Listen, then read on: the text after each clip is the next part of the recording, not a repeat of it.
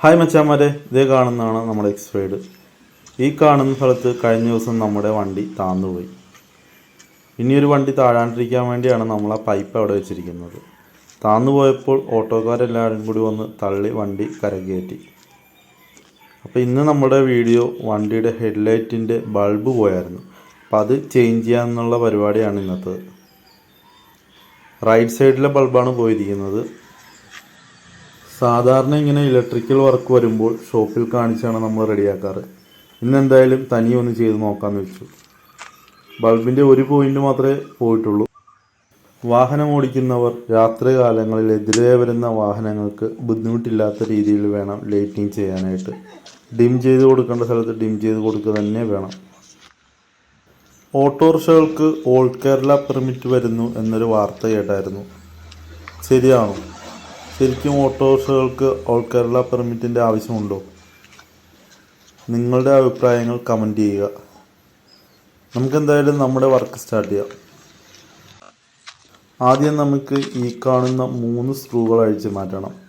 സ്റ്റാറിൻ്റെ screw ഡ്രൈവറാണ് അതിനാവശ്യമായിട്ട് വരുന്നത്. നമ്മുടെ കയ്യിൽ അതില്ലായിരുന്നു, അതുകൊണ്ട് തന്നെ നമ്മൾ പുതിയതൊരെണ്ണം വാങ്ങിക്കുകയാണ് ചെയ്തത്. അതിന് 60 രൂപയാണ് ചിലവായി വരുന്നത്. എന്തായാലും നമ്മുടെ കയ്യിൽ ഇങ്ങനെ ഒരു സ്ക്രൂ ഡ്രൈവർ എപ്പോഴും ആവശ്യമായി വരുന്നതാണ്. സ്റ്റാറിൻ്റെ ആണ് കൂടുതൽ നമുക്ക് ആവശ്യമായിട്ട് വരുന്നത്. ഇത് 2 വശം ഉള്ളതാണ്, നമുക്ക് മാറ്റി ഇടാവുന്നതാണ്. അപ്പോൾ നമുക്ക് ആദ്യം ആ 3 സ്ക്രൂ അഴിച്ച് മാറ്റാം. ഇതാണ് നമ്മൾ ഉപയോഗിക്കുന്ന ബൾബ്. 140 രൂപയാണ് ഇതിൽ കൊടുത്തിരിക്കുന്നത്. നമുക്ക് 80 രൂപയ്ക്കാണ് ഷോപ്പിൽ നിന്ന് കിട്ടിയത്. വർക്ക് ചെയ്യുന്നതും വീഡിയോ എടുക്കുന്നതും ഒറ്റയ്ക്കായതുകൊണ്ട് അതിൻ്റേതായ പോരായ്മകളുണ്ടാവും. അപ്പോൾ നമ്മൾ 3 സ്ക്രൂ അഴിച്ച് മാറ്റിയിട്ടുണ്ട്. ഇനി ഈ പ്ലാസ്റ്റിക്കിൻ്റെ കവർ നമുക്ക് അഴിച്ച് മാറ്റാം. നടുക്കുള്ള പ്ലാസ്റ്റിക്കുമായിട്ട് ചെറിയൊരു ക്ലിപ്പിംഗ് കൂടി ഉണ്ട്. അപ്പോൾ അതുകൂടി ഒന്ന് ഊരുകയാണെങ്കിൽ നമുക്ക് പെട്ടെന്ന് തന്നെ ഊരിയെടുക്കാവുന്നതേ ഉള്ളൂ. ഇതാണ് ഹെഡ്ലൈറ്റിൻ്റെ പോർഷൻ വരുന്നത്. ഇനി ആ ഹെഡ്ലൈറ്റ് അതിൽ നിന്ന് ഊരിയെടുക്കണം.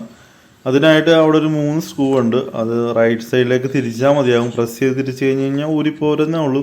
ഞാനപ്പോൾ എന്തായാലും ചെറുതായിട്ടൊന്ന് ലൂസ് ചെയ്തിട്ടാണ് തിരിച്ചത്. അപ്പോൾ പെട്ടെന്ന് തന്നെ ഊരി കിട്ടും നമുക്ക്. ആ ഗ്യാപ്പ് കാണുന്നുണ്ടല്ല സ്ക്രൂവിൽ പ്രസ് ചെയ്ത് റൈറ്റിലേക്ക് തിരിച്ചാൽ മതി. അപ്പോൾ പെട്ടെന്ന് തന്നെ ഊരിപ്പോരും. അതിൽ വലിയ ബുദ്ധിമുട്ടൊന്നുമില്ല. അങ്ങനെ നമ്മൾ ഊരിയെടുത്തിട്ടുണ്ട്. പിന്നെ അതുപോലെ തന്നെ നമ്മൾ ഇത് ഊരിയെടുക്കുമ്പോൾ വളരെ ശ്രദ്ധിച്ച് വേണം ഊരിയെടുക്കാൻ. അല്ലെങ്കിൽ ചിലപ്പോൾ പൊട്ടാന ഇതിനൊക്കെ ചാൻസ് ഉണ്ട്. അപ്പോൾ വളരെ ശ്രദ്ധിച്ച് വേണം ഊരിയെടുക്കാനായിട്ട്. ഇനി നമുക്ക് ഹെഡ്ലൈറ്റിൻ്റെ പുറയിലുള്ള ആ ഒരു ക്ലിപ്പ് കൂടി ഊരി മാറ്റണം. ഒരു 3 പിന്നിൻ്റെ ഒരു ക്ലിപ്പുണ്ട്, അതുകൂടി ഊരി മാറ്റിക്കഴിഞ്ഞാൽ ആ ഒരു റബ്ബർ സൈഡ് വരും. അതുകൂടി മാറ്റിക്കഴിയുമ്പോഴാണ് നമുക്ക് ബൾബ് ഇടാനുള്ള ഒരു പോർഷൻ വരുന്നത്. ഇവിടെയാണ് നമ്മൾ ബൾബ് സെറ്റ് ചെയ്യേണ്ടത്. അപ്പോൾ നമ്മുടെ പഴയ ബൾബ് ഊരാൻ വേണ്ടിയിട്ട് അവിടെ ഒരു സ്പ്രിങ് പോലത്തെ സംഭവമുണ്ട്. ഒരു കമ്പി കൊണ്ട് വളച്ച് വെച്ചിട്ടുണ്ട്. അതിൽ താത്തി പ്രസ് ചെയ്ത് ഊരിക്കഴിയുമ്പോൾ ബൾബ് ഊരി മാറ്റാവുന്നതാണ്. അപ്പോൾ അതുപോലെ തന്നെ തിരിച്ച് ബൾബ് വെച്ചിട്ട് അത് ലോക്ക് ചെയ്ത് കഴിയുമ്പോൾ സെറ്റായിരിക്കും. അപ്പോൾ നമ്മൾ ബൾബൊക്കെ എടുക്കുമ്പോൾ വളരെ സൂക്ഷിച്ച് വേണം എടുക്കാനായിട്ട്, അല്ലെങ്കിൽ ചിലപ്പോൾ അത് ഇതായിട്ട് പോകും. അപ്പോൾ ഞാനതൊരു തുണിയിൽ വെച്ചിട്ടാണ് എടുക്കുന്നത്. വെച്ചാൽ നമ്മുടെ ആ ഒരു വണ്ടി ഇടുന്ന സ്ഥലത്ത് നിറച്ച് കല്ലും കാര്യങ്ങളൊക്കെയാണ്. അപ്പോൾ അതുകൊണ്ട് തന്നെ ഒരു തുണി ഇട്ടിട്ട് അതിൻ്റെ പുറത്ത് വെച്ചിട്ടാണ് നമ്മൾ ചെയ്യുന്നത്. നമ്മൾ പഴയ ബൾബ് മാറ്റിയിട്ട് ആ പോർഷനിൽ പുതിയ ബൾബ് വെച്ചിട്ട് ആ ഒരു കമ്പി പോലത്തെ ക്ലിപ്പ് എടുത്തിട്ട് നമ്മളത് ജോയിൻ ചെയ്യണം. അത് വീഡിയോ എടുത്തപ്പോൾ ക്ലിയറായിട്ട് കിട്ടിയില്ല, ഒരു സൈഡിലേക്ക് ആയിപ്പോയി. അത് ലോക്ക് ചെയ്തിട്ട് കഴിഞ്ഞാൽ ഏകദേശം സംഭവം ഓക്കെ ആയി. ഇനി നമുക്കിത് തിരിച്ച് പഴയതുപോലെ തന്നെ ആക്കണം. അപ്പോൾ ആദ്യം നമ്മൾ ആ റബ്ബറിൻ്റെ ആ ഒരു സംഭവമാണ് വെക്കുന്നത്. അത് വെച്ചിട്ട് ഇനി നമ്മൾ ആ ഒരു വണ്ടിയുടെ ആ ഒരു ക്ലിപ്പുമായിട്ട് കണക്ട് ചെയ്തിട്ട് ആ 3 സ്ക്രൂവിൽ ലോക്ക് ചെയ്ത് വെക്കുക.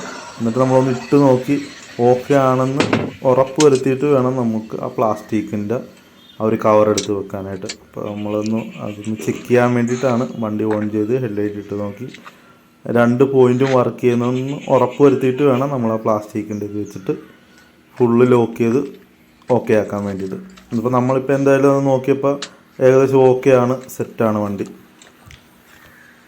2 പോയിൻറ്റും വർക്ക് ചെയ്യുന്നുണ്ട്.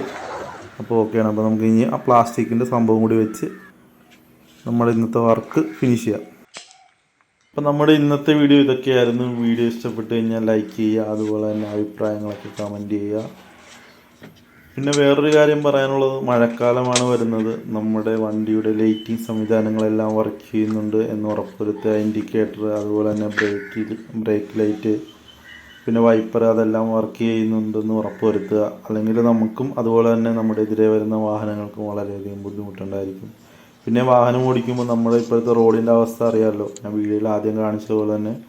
അങ്ങനെയുള്ള അവസരങ്ങളിൽ നമുക്ക് ആൾക്കാരുണ്ടെങ്കിൽ കുഴപ്പമില്ല, രാത്രിയൊക്കെ നമ്മൾ ഒറ്റയ്ക്ക് വിട്ടുപോവുകയാണെങ്കിൽ വളരെ ബുദ്ധിമുട്ടാകും. അതുകൊണ്ട് തന്നെ വാഹനങ്ങൾക്ക് സൈഡ് ഒതുക്കുമ്പോൾ വളരെ ശ്രദ്ധിച്ച് വേണം ഒതുക്കാനായിട്ട്.